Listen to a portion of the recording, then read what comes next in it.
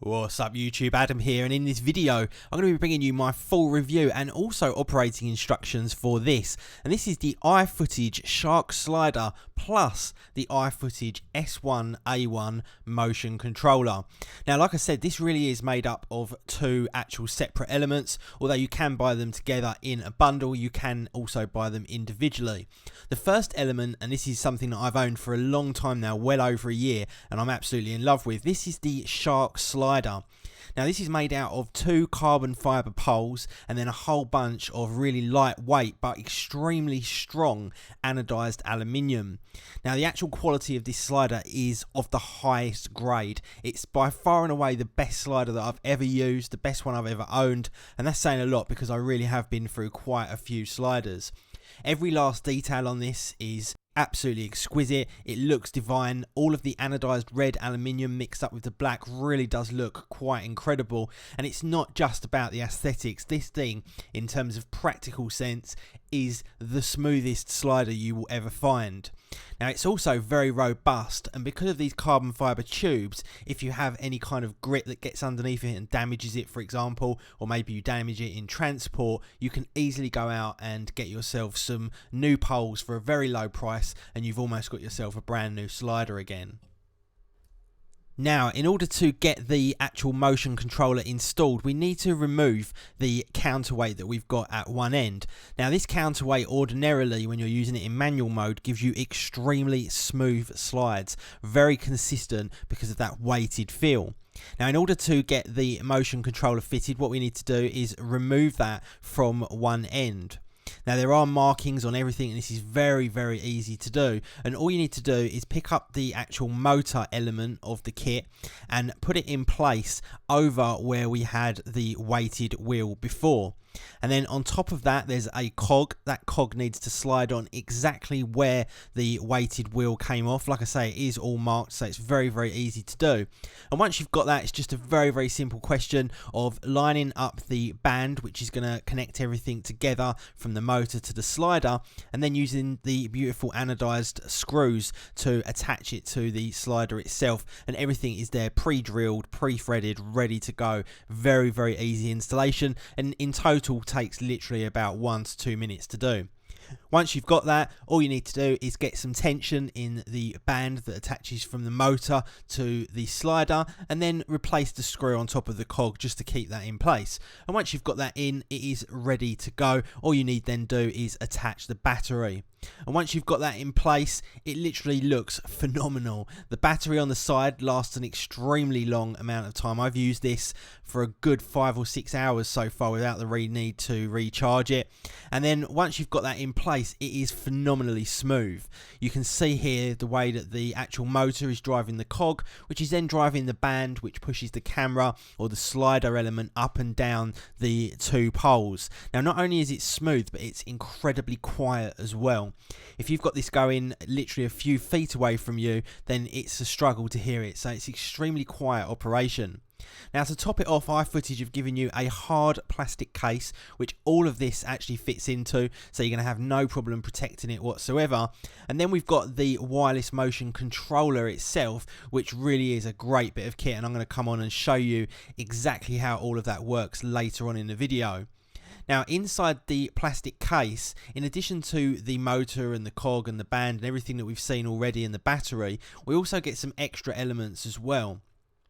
Now first up, we get a whole bunch of different cables, and these are for activating the wireless shutter controller that we can put on top of the camera, which will enable us to do, for example, time-lapse type footage. And there is a cable here for almost every single kind of camera that you can ever imagine, so you're going to have no problems with that whatsoever. We also get the charger. Now the actual wireless trigger that sits on top of the camera plugs directly in with the relative cable like we saw earlier, and from there you can turn it on and it connects directly up to the wireless motion controller, and everything on this is controlled via this controller. Now onto the actual handpiece itself, the motion controller. It's charged and is connected to via mini USB, also with a power, light, and also the switch on the top. And then on the bottom we have a tripod jack as well, so just in case you want to mount this on top of a stand. Now, once you've got yourself all connected up and you're ready to go, there is a small instruction leaflet that comes with it, and that gives you some of the base instructions as to how to use this. Now, you're probably saying to yourself, well, it goes left and it goes right. How much more complicated can it be than that? Well, this does a lot more than go left and right. This will do fully programmed time lapses based around shutter count, or also the actual time period that you'd like to do it over, and a whole lot more as well. There's a whole range of speeds that you can enable. You can do a real incredible amount of things with the A1 S1 slider, and I'll give you an example of that later on in the video. Now, I am going to include full operating instructions after this segment here, so if you do want to see exactly how it works with the motion controller handset, then please do hang around for that. For those of you that don't and just want my opinion on the A1 S1, I'm going to give it to you now. It really is by far and away one of the best bits of kit that I've actually owned. The slider itself that I've owned for a long time has been definitely, like I say, one of my favourite items that I own, and practicality, actual functionality, everything about it has been sublime. The smoothness of it, the build quality, everything about it just absolutely oozes premium, and I really do enjoy those kind of products. Now, when you add the wireless motion controller to that incredible slider, it adds even more functionality and flexibility, and also actual confidence in the slides that you're going to give, meaning that you're going to get more of a premium output to your videos. Now, when you operate the slider itself, obviously the slides can be absolutely perfect. They can be timed down to the closest millimeter per second, so you are going to get the finest results that you possibly can.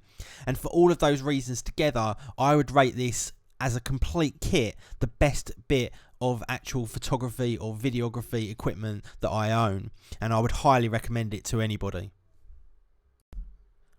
Now, onto the operating instructions. It does come with an instruction leaflet, so that will give you all of the basics to get yourself up and running. And like I say, this is an extremely simple unit to use, but for the more in-depth stuff, it's well worth watching through this.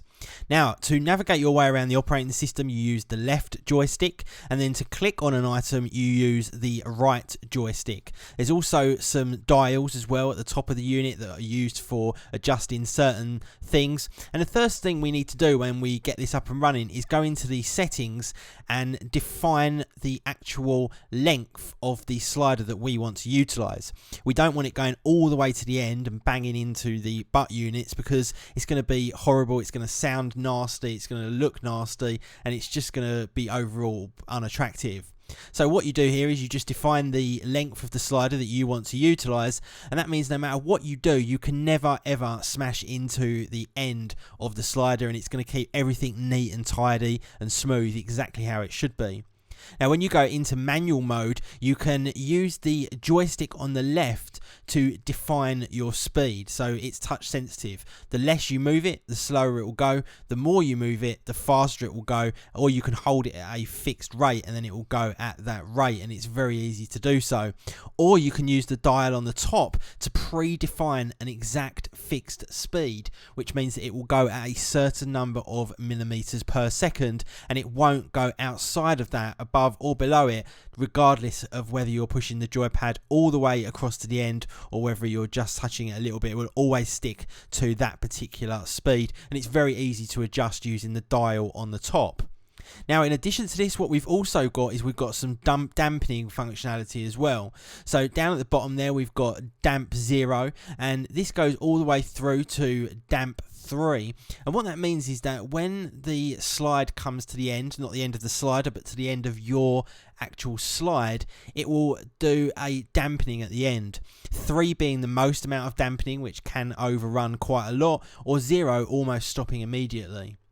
Now, next up, we need to go into the actual record motion part of the controller to record the motion that we're going to use later on in an automatic program. And those programs go all the way through from 1 till 9.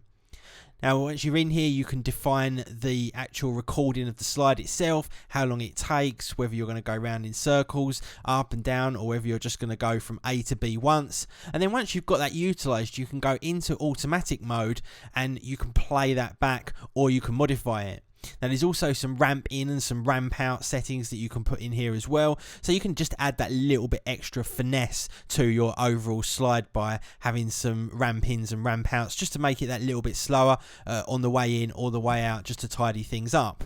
Now when you want to play it back, you just define whether or not you want it to be a loop or whether you want it to just be a single way, one way or the other, and you can just hit play and it will preview that entire move for you.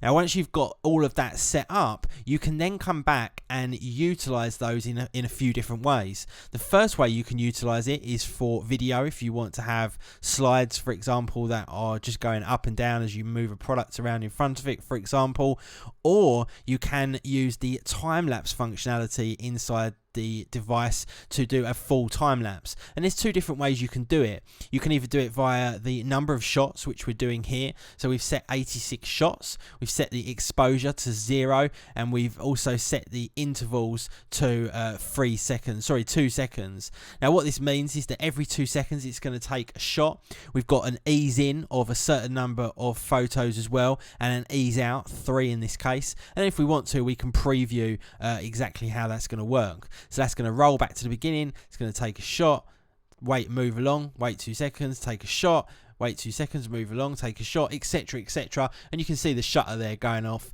in the lens of the camera. So once we've got all of that set up, we're then good to go to start off our time lapse. Now on the top of the camera is the wireless trigger itself, so this is going to trigger the shutter inside the camera, and this is going to do it exactly as we've got it set up in the program. Now we can define in the program whether we want it to take a picture every 2 seconds and then move, for example, or to have a constant movement right the way through that scale and take photos a certain number of seconds along the way. It's completely up to you how you go about configuring it, but overall you can configure absolutely anything in here. There's nothing that I've wanted to do that this unit has not been able to do for me, and I really have been impressed. Now I'm going to do a video in the future showing a lot of the results that you can get with this. All of my videos now that are recent will have been using this for left and right slides, but there's also some great time-lapse stuff that you can do in here as well, and some of the very simplest of photos can be made into really quite neat little movies, and I'll show you one at the end of the video. Anyway guys, thank you very much for watching. Please do go ahead and hit that like button, and I will see you all in the next one. See ya.